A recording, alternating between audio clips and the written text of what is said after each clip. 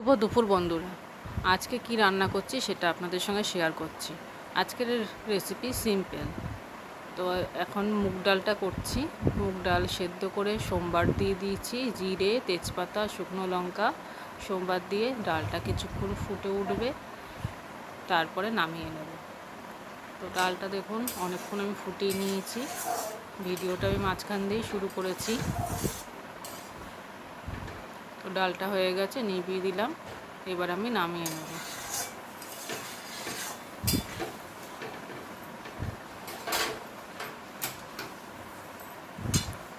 তো ডালটা আমি নামিয়ে নিচ্ছি। তো এবার করব ফুলকপি। অসময়ের ফুলকপি, তাই একটু কেটে উষ্ণ গরম জলে ভাপিয়ে নেব। তো কড়াইতে প্রথমে তেল দিয়ে নিয়েছি, আর এদিকে বেগুন কেটে নুন, হলুদ, চিনি মাখিয়ে রেখেছিলাম। একটা একটা করে বেগুন এবার দিয়ে দেবো।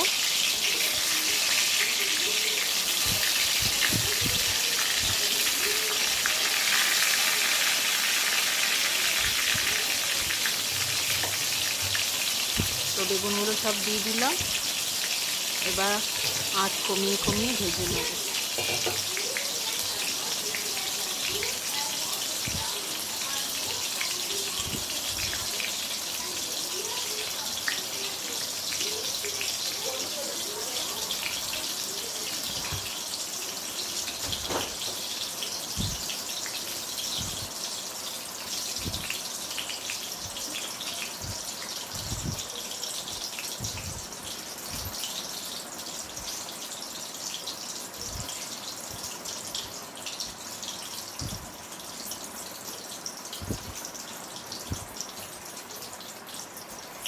আসলে আমরা যখন ভিডিও বানাই তখন দেখি চটপট সব রান্না হয়ে যায়, কিন্তু না।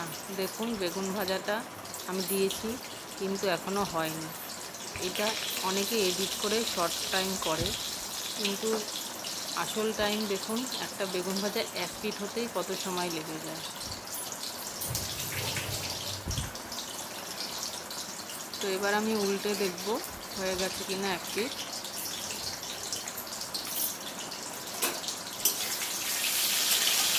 দেখুন এক পিঠ হালকা হালকা হয়েছে ভাজা।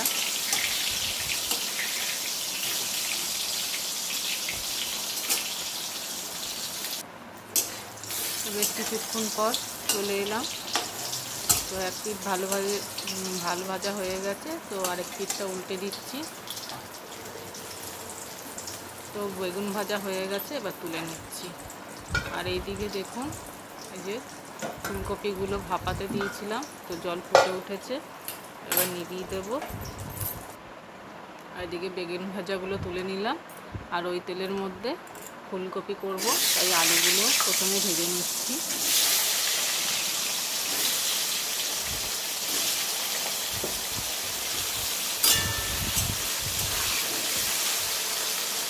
আলুগুলো একটু লালচে লালচে করে ভেজে নেব।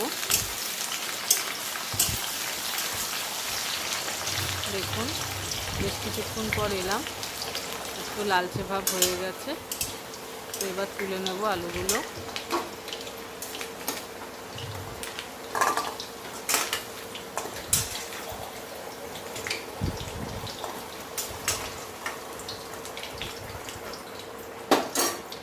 তো এবার ওই তেলের মধ্যেই ফুলকপিগুলো দিয়ে দেব। ফুলকপিগুলো জল ঝরিয়ে নিয়েছি, দিয়ে দিচ্ছি। একটু লালচে ভাব ভাজা ভাজা করে নেব।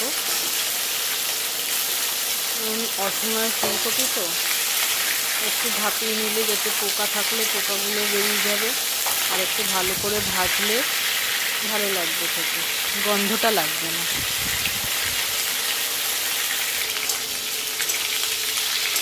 দেখুন লালচে লালচে করে ভেজে নিয়েছি।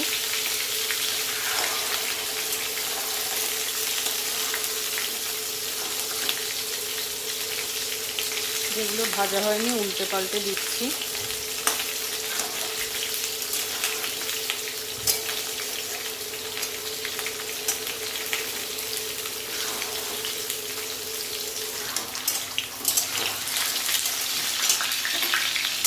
ভাজা হয়ে গেছে, এবার তুলে নিচ্ছি। তো ওই তেলের মধ্যেই মশলাটা দিয়ে দিচ্ছি।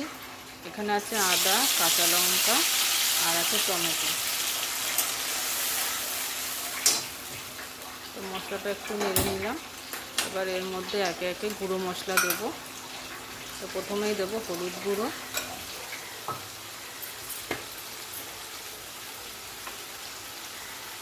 তারপর দিলাম লবণ,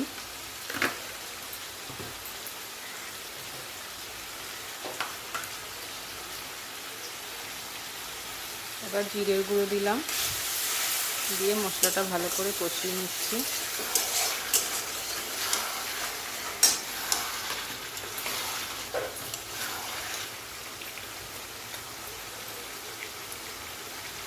একটু ধনের গুঁড়ো দিয়ে দিলাম,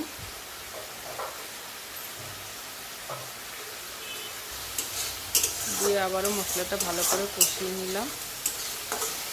এখানে গোটা গরম মশলা ফোড়ন দিলে বেশ ভালোই লাগতো, যেহেতু আমাদের বাড়িতে অনেকেই পছন্দ করে না গোটা গরম মশলা ফোড়ন, তাই দিলাম না। আলুগুলো আগে থাকতে যে ভেজে রেখেছিলাম, এবার সেই আলুগুলো দিয়ে দিলাম। ফুলকপিটা পরে দেবো, যেহেতু ভাপিয়ে নিয়েছিলাম, অনেকটাই সেদ্ধ হয়ে গেছে, তো এখন দেবো না, নাহলে আলু সেদ্ধ হবে না আর ফুলকপিগুলো গলে যাবে। তাই আলুগুলো মশলার সঙ্গে ভালো করে কষিয়ে আলুগুলো আগে একটু হাফ সেদ্ধ করে নেব।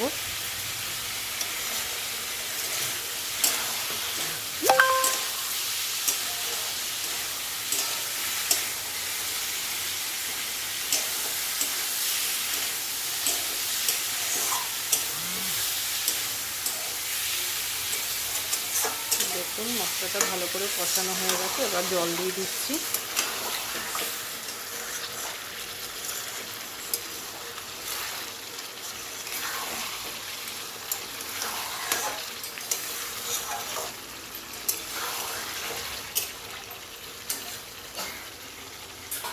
আলুগুলো সেদ্ধ হবে হাফ সেদ্ধ, তারপরে ফুলকপিগুলো দেব।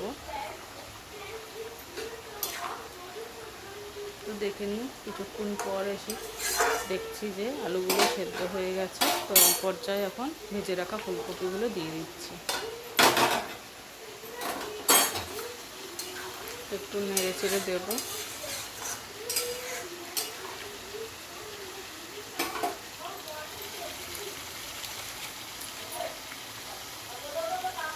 একটু ওপর দিয়ে গরম মশলা দিয়ে দিচ্ছি,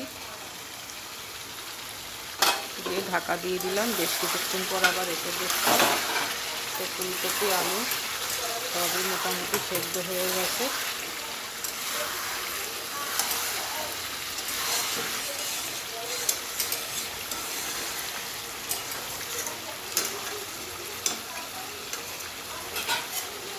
তো এবার নামিয়ে নেবো। ভিডিওটা ভালো লাগলে লাইক কমেন্ট শেয়ার করবেন। ধন্যবাদ।